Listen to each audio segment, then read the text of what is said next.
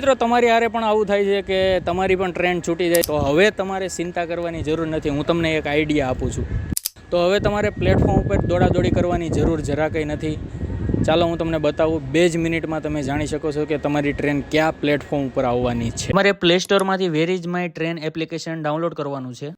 તમારા ટિકિટનો train number જાણી લેવાનો છે, કયો નંબર છે, અને ટ્રેન સર્ચનું ઓપ્શન છે, ત્યાં તમારે તે નંબર, ટ્રેનનો નંબર નાખવાનો છે, અને ટ્રેન તમારે સર્ચ કરવાની છે કે તમારું ટ્રેનનું જે આખું લોકેશન બતાવી દે છે કે કઈ જગ્યાએથી ક્યાં ટ્રેન જાય છે અને ક્યાં પહોંચી છે. અને તમારું જ્યાં તમે, હું સુરતથી ચડવાનો છું, તો મારે જો દેખાડે છે એમાં પ્લેટફોર્મ નંબર 1 ઉપર આવવાની છે, અને 2:47 આવવાની છે, અને 3 વાગે ઉપડવાની છે.